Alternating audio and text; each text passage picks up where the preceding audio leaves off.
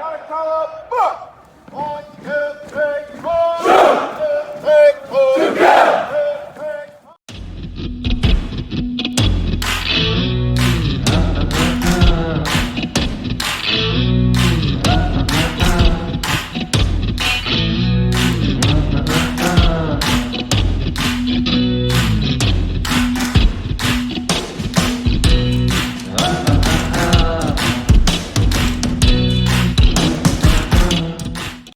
And welcome back to the True Patriot podcast, folks. This is a special edition here of our interview series.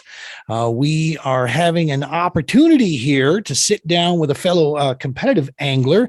He falls in those line of those anglers that you need to know. If you haven't been following this young man on social media and his fishing career, well, we're going to hopefully change that by the end of this thing here today. Ladies and gentlemen, we'd like to welcome to the show Mr. David Fluker. David, thank you so much, man, for coming on the show. Yeah, no problem, Jen. Thanks for having me. You bet. You bet. So David is a fellow MLF, BFL, competitive angler, same division that we fish in and have. David and I have been following each other on social media for quite some time now. So it's been really cool. I feel like this is one of the first times we've had a chance to sit down and chat, but I feel like I kind of know you, man. As I followed you along in your journey, we were just talking about watching, when your son was born, 3 years ago now. Yeah. It's so cool watching that piece there. So the first thing we'd love to do, man, is just get to know who you are. Talk to us here. Who is David Fluker? Sure. David Fluker is I'm a family man. I love fishing, obviously. It's kind of straightforward. I love being, just being. And that's one of the things I think is missed a lot of times with people. They see a lot of things going on around them, but they fail to just be in the moment. And isn't that the truth? I love to be in the moment. So what do you do besides competitively fishing and besides being a father and a husband? What do you do for a profession? Sure. So I hold a corporate position. I am a business analyst in an area called OCR, which is optical character recognition. And I've done that since 2015. Wow. That's like some big brain stuff, man. Somewhat. Gene that down a little bit here. So basically it's automation and robotics. Okay. So that's what my team does. We're a small specialized team for a large financial company. That is awesome. Yeah, that's not something you hear every day when you're telling people on that. So, and I alluded to this here. You are married and you have kids. Kid and one on the way. Talk to us about that. Sure. Yes, my beautiful wife Tanya and I. We have a son. He's 3 years old. His name is DJ. Kid is so ate up with fishing. It's unbelievable how much he loves being on the boat and fishing. Thanks, Dad. And, I would say he takes that from me. That's awesome. Then we have a little one on the way. We have a baby girl coming in March 29th. Her name is Zoe. So, wow, yeah, that is exciting, man. It is very exciting. It's nerve-wracking at the same time. It's really exciting. So, well, here's the one piece, so I've got 2 kids. They're both adults. Here's what I'll tell you. The first one, it's relatively kind of easy to, put them into your life. If you got a good life, you don't have bad, unhealthy habits or whatever, it's real easy to meld them right in. But 2, dude, your schedule is going to go on its head. I'm just giving you the warning. You get through it because our kids are going to be real similar. And my kids are like 4 years apart. So, and the beauty is the older one will be able to help. Yeah, that's what. Fingers crossed. We're hoping that he's interested enough to help. Yeah. I got lucky. I had the girl first, so the maturity piece was there. Yeah. That's a good smart. That's right. Well, I'd like to take credit, but well, good stuff. So we're working in business analytics there. You're a family man, very busy with that piece. Let's move into the competitive fishing. When did you start competing with with, taking it out of the realm of just the weekend thing and actually getting serious about it and getting into tournament level fishing? Sure. I started fishing competitive with Major League Fishing in 2020. But I started fishing local club tournaments in 2016. Okay. Joined a local club and kind of fell in love with it. But Major League Fishing, I started fishing 2020 as a co-angler. So, and see if I'm right with this. So I did a similar path, albeit a few more years ago. But I went through the club thing. I did the state thing. I did the regional thing. I played in that path, and I just found like something was missing there. I was looking for that competitive grade, area. For me, back in those days, it was the FLW BFLs at that time, TH Marine. And when I went over to that and saw how clean that was run and how things, click through, I fell in love with it. All of a sudden here I'm going against 200 boat fields, getting my teeth kicked in, but loving every minute of it. Cause it's like, okay, now these, And I mean, did you see this, the same landscape when you moved over to the ML, because of 2020 would have been MLF ownership now. And that first year, it was MLF that first year, I believe. But I did. So fishing local clubs, it's fun, but you get a lot of older guys that are retired. You get guys that come out and kind of, fish lakes that they enjoy fishing. Once I made that jump over to Major League Fishing, and there was, a 200 boat field, like you had mentioned. I mean, just to see how cleanly those tournaments are ran with that many boats, and then the amount of competitive anglers that fish those. I mean, I'd fallen in love, and they call it that fishing itch. It got me. And that's where I am right now. So I've got a lot of friends in the hunting side, and they talk when deer season's about buck fever, right? I tell them, I'm like, there is such a thing called, bass fever as well. It doesn't matter if he's this big or that big. You catch a man, it's that adrenaline starts going. Awesome. So now, what is the division that you primarily fish in with the BFLs? So for the last 2 years, I've fished in the Buckeye division here in Ohio. Right. This upcoming season, 2023, I'll be fishing the South Carolina division. That's right. 2023. This year, with a little one on the way, you still planning a same type of schedule? Still going to try to hit all five? Actually, so this year I'll be fishing all five of this year upcoming. I'll be fishing all five of the South Carolina division. The first one being February 12th down on Lake Hartwell. Dude, you're getting ready to fly then. Yeah, everything's getting ready. I've got so many moving parts, with the new baby. We're in Ohio currently. My boat is in South Carolina. I have nothing rigged up. The boat is scheduled to get wrapped at the first week of February. I'm in a really, really tight schedule. So yeah, you are. See what happens. So now sometimes it happens, sometimes it doesn't. Is the wife nesting already? Is she nesting with the second one now where that starts to happen? Yeah. Because that puts the heat right on dad right there. It is. I mean, I can't even explain over the last few weeks all the things I've had to put together or change or just move to another side of the room just because it didn't sit right on that side. Right. Definitely nesting, which is, I mean, it's human nature, especially for, considering the circumstances. Yes, sir. I just say yes, babe, and get it moved. You're a wise man, Mr. Fluker, wise man. We, we know our role in this whole thing. They are the ones, goodness gracious, they are, carrying the weight of this thing. It is our job to grab some sticks and put them in a pile for them. And then move them to the other side of the room. But I'm happy to do it. That's awesome, man. Very, very good. So cool. So you're going to be playing. So you're actually this year, you're going to be running all five of the South Carolina ones, right? Yes, sir. And you guys are scheduled clearly. We were talking, you guys are going to be moving to South Carolina, going down there, but let's talk this Buckeye division. Yeah. So I fished the BFLs. My first introduction was the Great Lakes up in Minnesota, Wisconsin up there. Yeah. They called it the Great Lakes division. There's always the chat. It's 3 events usually out of La Crosse, right on the Mississippi. A 4th event will be usually Prairie du Chien, which is still on the Mississippi. There's no Great Lakes involved in most of those. And then that's one name for the division. It is, but it was, I'll tell you that it was full of hooks, some great anglers, guys that knew that river inside and out. and we had packed fields. Buckeye division, packed fields as well, decent turnouts. How does it work out The there? Buckeye division is a packed field. There's a lot of guys that fish in this Buckeye division, and because we're not so.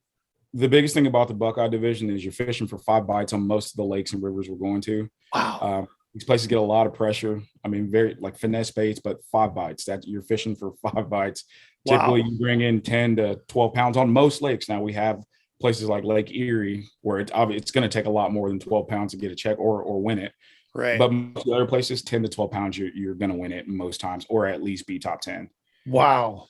Yeah, but the fields are packed. There's a lot of good guys that fish these BFLs here. There's guys that, I mean, if we're just being quite honest, there's guys that could fish on they can fish higher levels, and just for whatever reason, money or the traveling or family, life kind of gets in the way of that. But yeah, the BFL field is actually the Buckeye division field is actually pretty stacked with a lot of good guys.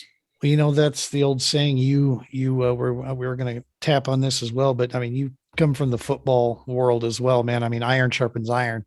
That's how, and that's what you look for, right? I coached sports for almost 20 years, and that was always one of our teachings of why we went so hard in practice. It was what led me to stretch out and go down to the Ozark division. And you were talking about guys fishing upper levels. A guy until last season that had never won a BFL was James Worldwide Watson.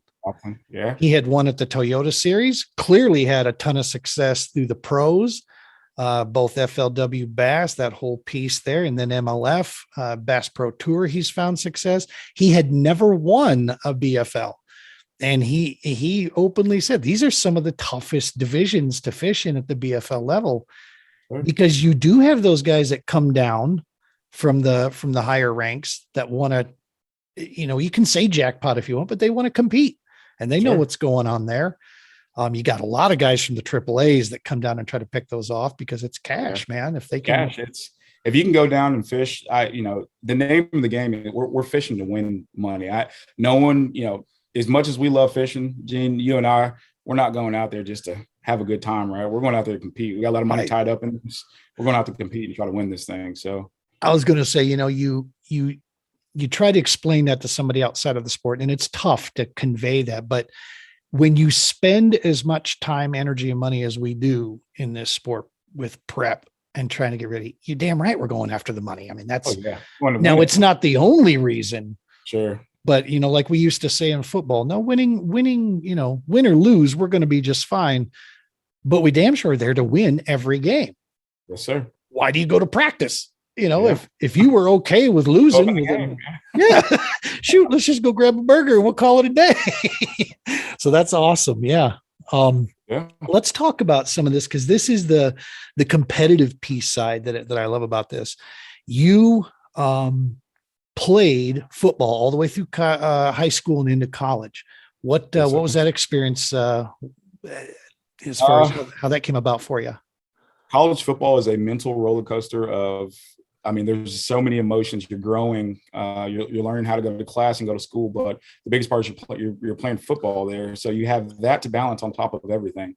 So I always tell everyone it's a mental roller coaster, but the good thing about that is it prepares you so much more for life outside of college, right? You deal with tight schedules. You're able to deal with tight schedules. You're able to deal with almost seemingly impossible situations with getting to class on a Friday and having a game on Saturday, late class or getting homework done. It's, you just learn to cope with it and deal with it.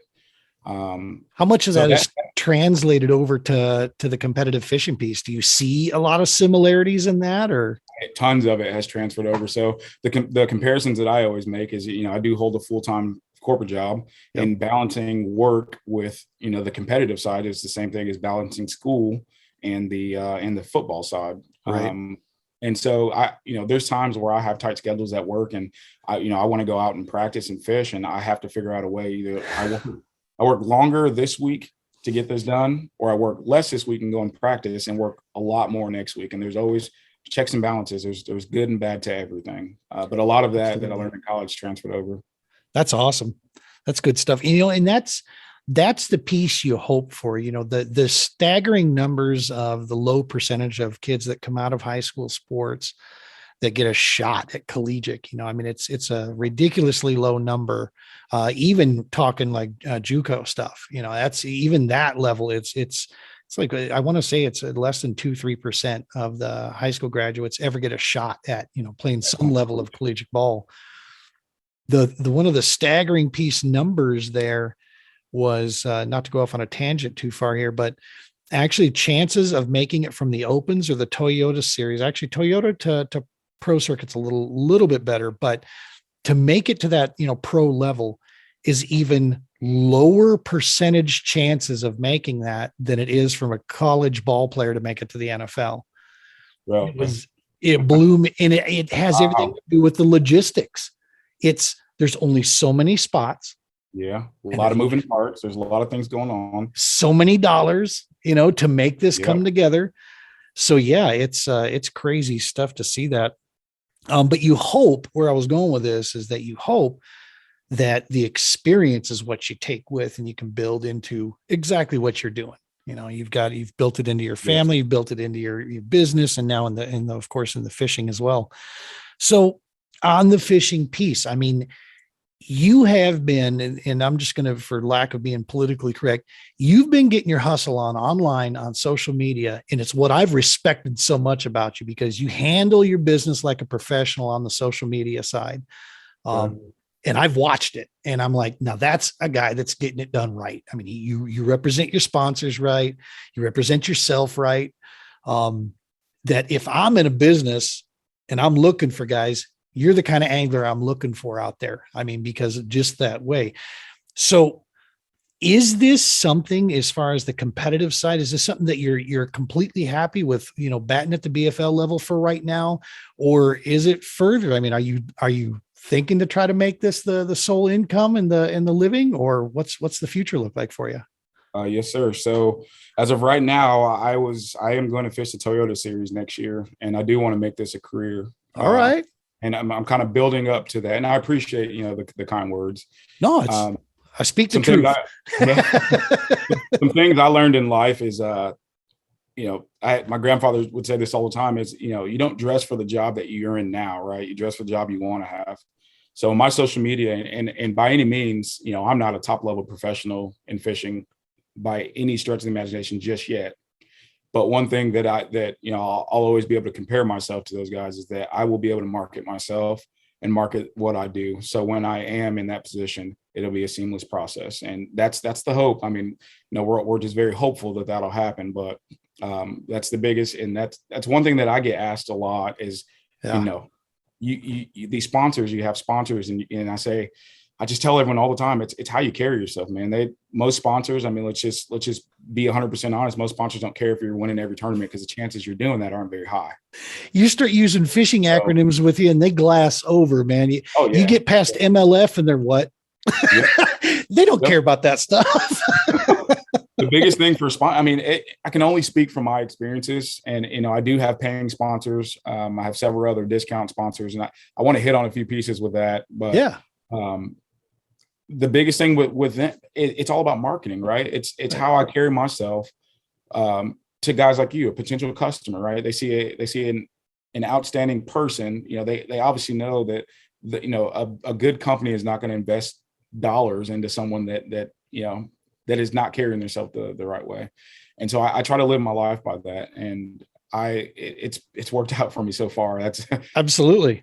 Yeah, we share that so many things in common, just based on the following you on social media, and it's in regards to the fishing side. And that was one of the things that I always admired, was the fact that you get that portion of it, right? And mind you, I'm speaking primarily with the sponsors that float in the non-endemic, side of things, because let's be honest, there's only so many endemic sponsors running around, right? And we don't have a name. We're not going to, move Mike Iaconelli out of his sponsorship anytime soon. I don't think anybody is. Mike's got himself covered. But the point is that, understanding that it's about, the representation.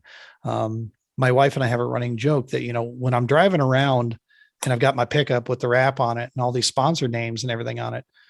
Denver metro area is very crowded on the roads. And there's a lot of times I'd like to use my Earnhardt turn signal. I'll tell you that right now. I'm moving left. But when you have those, you have to just nod your head, smile, and keep moving. When we drive my wife's vehicle, though, then I can be a little bit more. Oh yeah. You hit it on the head with my truck is, I don't have a full wrap right now, but I have my sponsors, kind of on it, but I'm representing more than myself, right? I'm not just David Fluker with the white F-150. I'm David Fluker that represents, Ratliff Contracting and, Blue Rock Custom. The rest of my spine, I'm David Fluker that represents these guys. So yeah. There's times where I'm like, I need to get over there. You're there. I can make it, but I think I won't. Oh man. Yeah. Yeah. You have to, that restraint level. And that's, and I believe it or not, I actually bring that up when we're talking to potential sponsors, that you don't have to, you can trust in the fact that you're going to get professional representation here. So we've bounced around several times. Let's get into it here. So you have, like most guys that are wanting to take this a little bit further, or at least dab the feet, you started same way I did, which is with getting some sponsorship in regards to discount piece. And we've spoken offline on this, and we see eye to eye on this topic here. And I'm not going to steal the thunder on it, but let's talk about that on the discount sponsor side of things to start with here. And then I'll fill in blanks there just to kind of reemphasize our point that we have. But who were some of the first initial companies that you started working with? That, or at least that you're still with, I should say. Okay. Blue Rock Custom Tackle was one of the initial first companies I started working with. It's a small custom tackle shop here in Ohio, Southern Ohio, but they make amazing products. And Jesse French, he's a friend of mine now. He was one of the ones that, that was early to jump on with me. And this is a discount deal, Yep. Whatever the percentage is, but those are, too many times in our industry, those things are kind of frowned upon, or, hey, that you're just a discount angler, But the name of the game, like we talked about, is getting on the water cheaper, right? That's the name of the game. I don't care what level you fish at. I don't care if you're just a weekend angler or if you're a hardcore tournament guy. The name of the game is to fish cheaper. And the more opportunities you have to fish cheaper, the more opportunities you can get on the water to fish. And, I can only speak for me.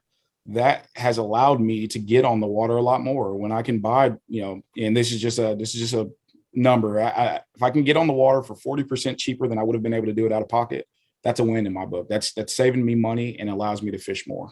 So, well, and when you couple it, like we talked about, when you couple it, the fact that we're not talking that we're buying 1-2 jigs, right? Or 1-2 jerk baits. We're talking about buying in bulk for the season, because the last thing we want to do is get out there with Sexy Shad being the color that's killing it. And all of a sudden I break off my last Sexy Shad. Your confidence goes out. Yeah. You lose hair. I mean, expletives start flying around the boat. So yeah, we're buying, in larger amounts, there's so absolutely, if they're trading you some purchasing power for some social media and marketing, I think a lot of the poo-pooing in the very beginning was the same crowd also that had a beef with the Guggen squad, right? They were like, who is this? What is this? Blah, blah, blah.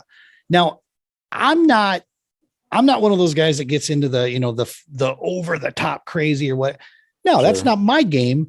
But I'll tell you what, that Guggen squad is brilliant. And what they showed was that we're going to be on the leading edge of what is to come. And that is that social media is what's doing it now. Digital media is everything.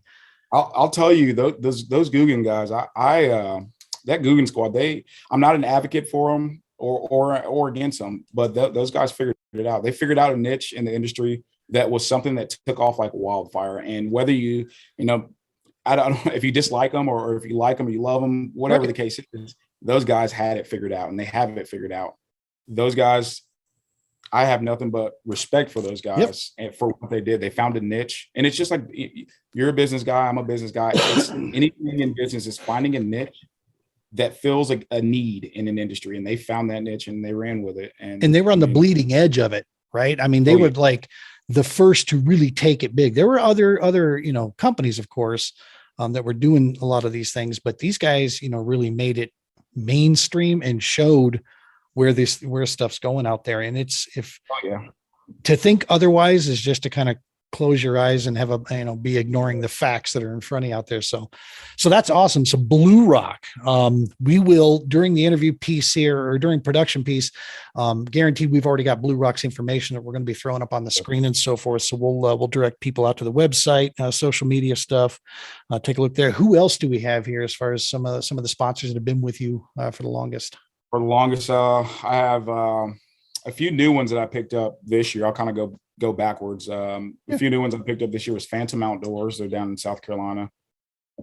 Power Pole, Mercury Marine, TH Marine, PH Custom Lures. They actually, I'm not sure if you're familiar with PH Custom Lures. I'm not. They make balsa baits. Okay. Baits. If you haven't checked them out, I'll definitely check them out. We've got some really cool things that are coming that'll be made public probably in the next few months or a few weeks. I would definitely check them out. Yeah. And then you got Cash and Fishing Rods.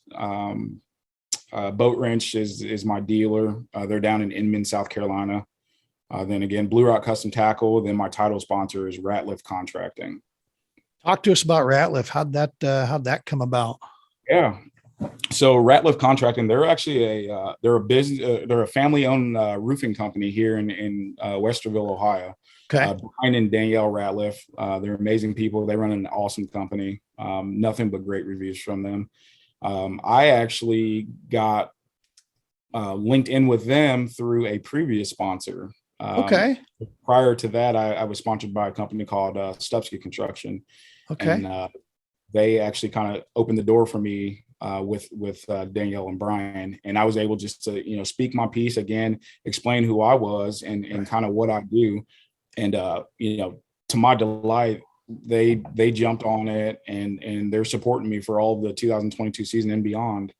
And so that was a match made in heaven for the things that I'm trying to do and the vision. And when I talk with people and I say, to have a company see your vision just as clearly as you do, and then they want to help you get to there, there's nothing like it. And that there's a piece in there that a lot of people miss with sponsors is just that the networking piece or just the personal touch that you have with your sponsors.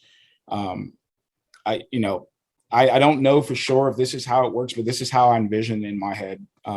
These discount deals that so many are down on. They're saying, hey, that's a 40% discount deal. It's not a real sponsorship, or they kind of look down on it. Well, you can look at it two ways. You can look at it as that's a 40% deal that he's just getting discount. He's not, he won't fish with them going forward. Or you can look at it as this is my opportunity to network for this company and market for this company. So that way, when my name does pop up on a larger trail, the companies that I have been with for so long, and again, this is just my thinking, may look down on that and say, well, this guy's been with us since 2015. He's done a lot for us. He's done, trade shows. He's done expos, and, let's get with him. Let's figure out what we can do to help him.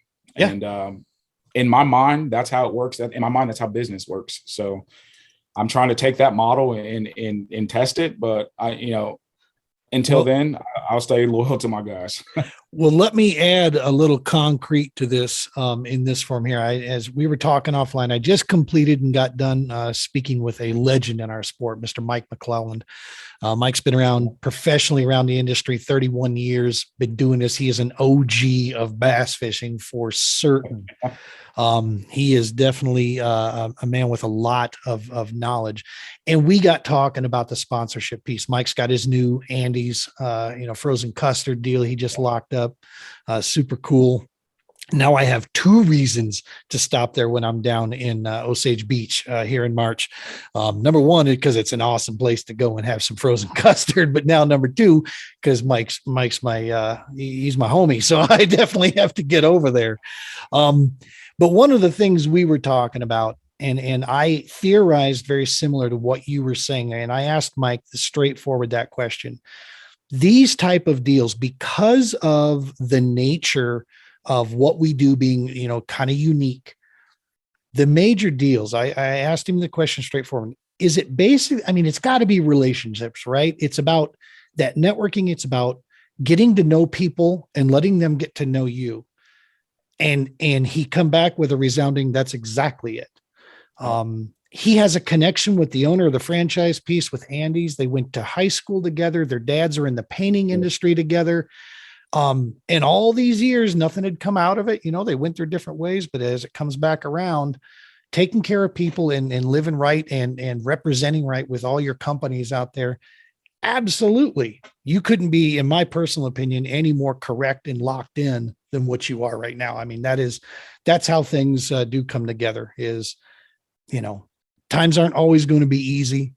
Right. And that's one of the things I try to tell the people I'm working with, Vicious and Tackle HD and those guys. And I always say, times aren't always going to be easy, but guaranteed what's going to happen is we're going to keep our eyes focused on the prize at hand. Their success is my success. That's the way we look at it, Well, that's, and that's awesome stuff, especially for you, man, in the fact that you got a young family. That's not a cheap maneuver. Around every corner, those bills keep popping up everywhere. So the fact that you got organizations get behind you to support this fishing piece here, man, that is, I like that recipe that's setting forward. You mentioned a company, Phantom Outdoors. I've heard this name, but what do they do? So Phantom Outdoors, they are like an apparel company down in South Carolina. They sell fishing rods or fishing reels. They sell baits as well, but they also have more than just fishing. They have hunting gear as well. So. Excellent. Remind me to talk with you about them because they, like I said, I knew their name from somewhere, and I think that's you had mentioned it there. So one of the other Patrick Walters represents Phantom. Nice on the professional level. Awesome. We will wrote that down because I'll forget to wear 2 socks each day if I don't write it down. Yeah. So one piece that comes with, I want to come back eventually back and talk some more fishing here, but on the business side of this, one piece that comes with this, we touched on it. We talked about the social media thing. Sure. We all know the ups and the downs. We know what the negative sides of social media can be, what the positives can look like. If you work your tail off, you can keep it positive. What have you found to be the biggest challenges with the Instagram, Facebook, YouTube? I don't know if you TikTok. I don't even know how to ask that properly. Do you talk? Do you TikTok? Twitter, where are you located right now on social media? What are your focuses? So I focus primarily on Instagram and Facebook. Yep. This year, I am going to start trying to do a little bit more with YouTube. I'm going to start doing a vlog series about the BFLs. One thing that I found as a niche in the industry is there's a lot of guys that they do fishing, right? They have YouTube that do fishing, but there's a lot of things that go on behind the scenes and fishing the BFLs that I think the world needs to see. I mean, the group that I traveled with this year and previous years in the Buckeye division, we had a lot of weird stuff go on, man, but it's funny stuff. It's good. It's good stuff. And I just think for the world to be able to see something like that, and for outside of that, and my gears are always turning, but on the Major League Fishing side, the people that maybe are hesitant to fish the BFLs or nervous, they can see that kind of laid back fun side outside of the tournament life. Those are one day tournaments. We're there, Thursday, Friday, Saturday. There's a lot of fun that happens in those. And I've met some lifelong friends fishing the BFLs that, these guys will hold true in my heart is no matter where I move in the country. Same. And, yep. I think I echo that. Something, those type of stories are, we've made some, we're going to make a bunch more. Like those stories should get out for guys that want to fish the BFLs, but maybe a little bit nervous because they may not know anyone in the BFLs or whatever the case is. So, and it's, but yeah, I'm sorry. Good. No. Go ahead. I was just going to say, if you guys found it as well, it's easy to network with the BFL level guys for the most part. I mean, you're going to get your few tryhards out there, right? I mean, there's a couple of them running around, but for the most part, people are pretty relaxed, right? Even in the Ozark division where these are some just wickedly good hooks down there, but everybody's been really welcoming, everywhere you go. And that's always fun. the same in life. You're going to run across some people that, I mean, you're just going to butt heads no matter what. But for the most part, I mean, I fished that first year as a co-angler. I've come across some guys that are, I mean, amazing people just outside of fishing. They're just amazing people. When we still talk, we message now.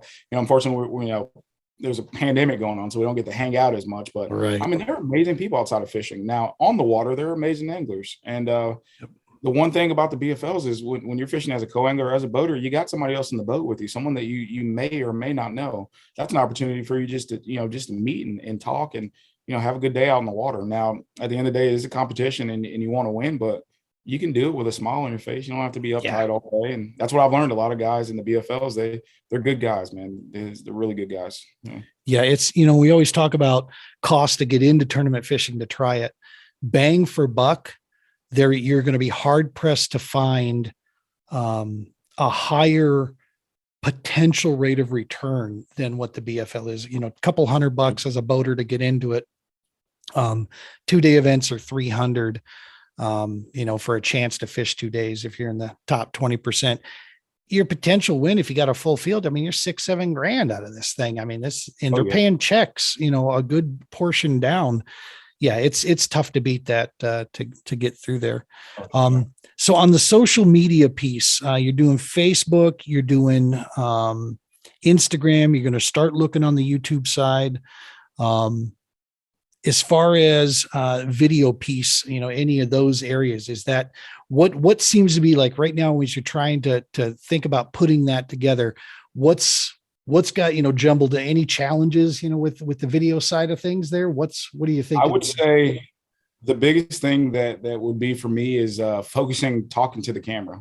Right. That's one thing all I've done my whole life is go out and fish, and I would talk to someone in the back of the boat, talking specifically to the camera, maybe explaining what I'm doing. I think that's going to be one of the, a self-identified challenge. That's going to be a challenge that I'll have to address, when the time comes. I've done some practicing. I've got some things that I'm probably going to delete. No one will ever see. But for the most part, that'll be the biggest thing is talking to the camera and just really portraying to the viewers, what I'm seeing or why I'm doing something different, right, or why I'm making a move. Those things are going to be, during a tournament day. You and I both know during a tournament day, you're pretty locked in. Yep. But those are some of the things I want to try to focus on this year. And for the first year, it's going to be pretty funny watching some of those videos. So. From my understanding, what I've seen out there, quantity tends to be the biggest key over quality. Sure. So I think it puts just relax a little bit, just, record what you can. But yeah, tournament day, no bets, all bets are off on that. All bets are off tournament day. I don't know that I can't commit to making a full video during tournament day. Talking to, I'll have the camera running all day. I was going to say, I can't commit to having a full conversation with the camera. No. Yeah. Half the stuff I got to, on tournament day, my video, that's right. Halftime, I have to bleep out just about everything I'm saying. I donated a rod and reel to Table Rock last year, which I usually try to do every year, at least once. I'll try to kick a rod off my deck into the drink. I was successful at Table Rock, and that video had to be all deleted on the words that I spoke from that. Well, here's a disclaimer for any followers or, that will watch some of these videos. Don't hold me accountable for the things I say during those are not a representation of who I am. That's right. So on that fishing side, I wanted to hit on this. You've fished through Ohio, South Carolina. Do you have any other experience competitively fishing outside of those areas in the U.S. anywhere?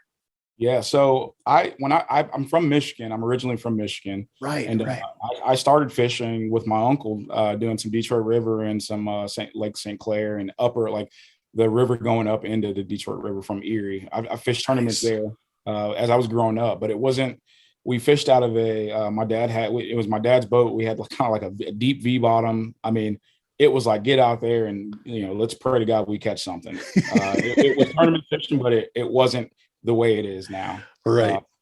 But other than that, I really cut my teeth here in Ohio. Nice. Really I spent some time in my childhood in Colorado, fishing around Colorado Springs. It's a lot different Nice. fishing out that way. Isn't it though? Oh yeah, a lot different. It's a lot different than and then I wasn't just then I threw a line in the water and hoped I'd catch something. Mm-hmm. But yeah, it's South Carolina, Ohio are really where I cut my teeth and really where I'm kind of making my stronghold. That's awesome stuff. And it's, to me, what I like hearing about this is that it's been high pressured. You've had to scratch your way, to find success and compete like that every time you go out. I'm excited to watch what happens, man, when you get to some of these places that, have bigger populations of bass that maybe aren't as pressured, or they're pressured differently, type thing. And I always heard, I read this article a long time ago, from the West Coast side, that it is such a different way of fishing out here. But a lot of times those guys that come from those difficult areas that go into the more center of the US, start fishing that stuff, or down south, tend to really shine out. Guys come to mind, of course, the late great, bless his soul, Aaron Martin's, the Skeet Reese's, we could go on and on the West Coast anglers, the Brent Ehlers. These guys, the list is huge on the West Coast stuff. And that's a very similar high pressure, different type of fisheries that you got to go after. What those guys bring is a lot of finesse techniques that, that lakes, in the South or in the Midwest that just not thrown this way.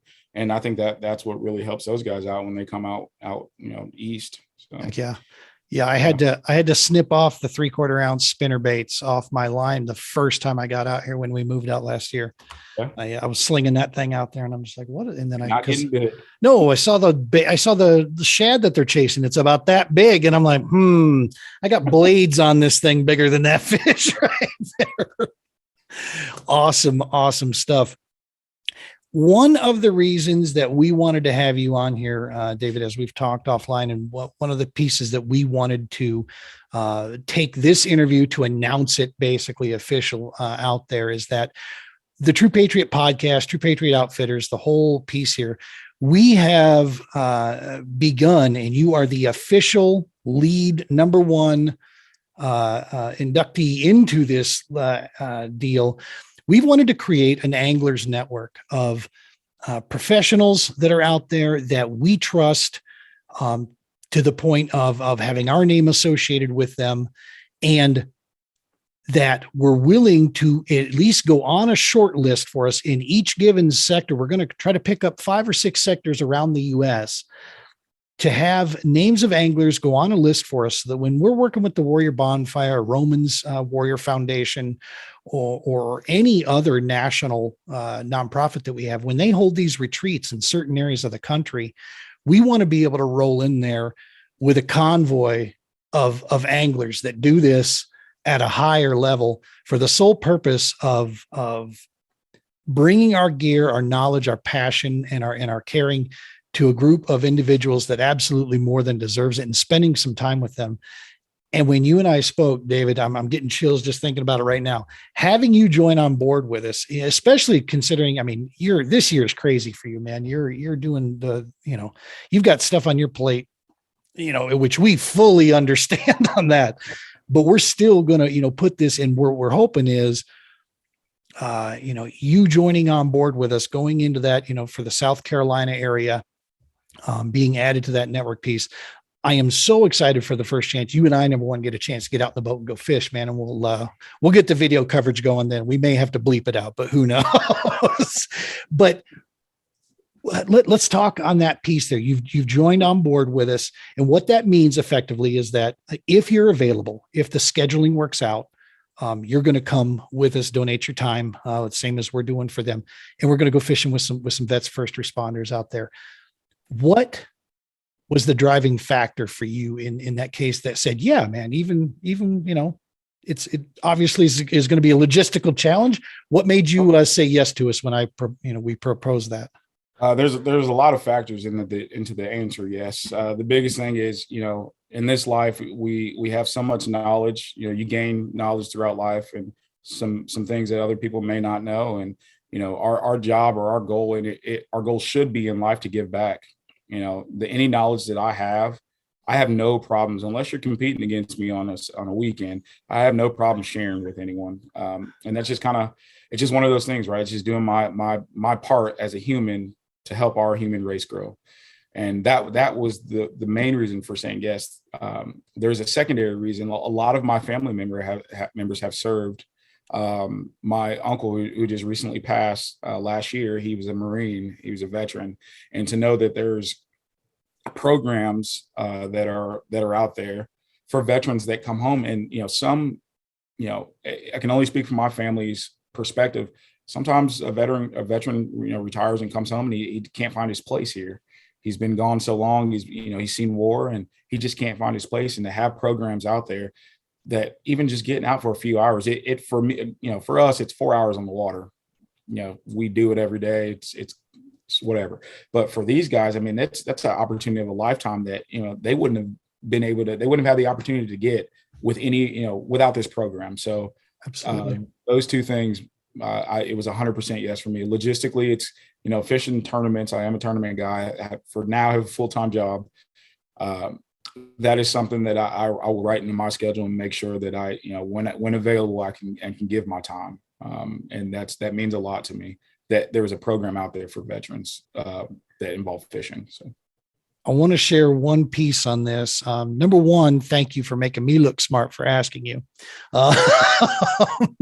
Number two, when I was at the Warrior Bonfire and then several other events that I've been to, the guys, the men and women that are veterans, first responders that have seen combat, have not seen combat, they all had a very similar message in it. And what it was the fact that, make no mistake, for the nonprofit organizations, monetary donations always are appreciated, loved, and helped and needed. I mean, unfortunately, this world, there's nothing that gets done without money involved. Yeah. But when you want to talk about what strikes a chord, the statement was anybody can write a check. Not everybody is willing to give their time. Sure. And what it means to them to see citizens like you and I, non-veterans like you and I, what I now call you as a true patriot, when they see that there are civilians out there that, number one, care for them, that are thankful for their service, and we want to do whatever we can in what area, and if it's fishing, that's ridiculously easy for us. I almost felt guilty taking their compliments. I'm like, guys, I should be thanking you for letting me in your space, for this.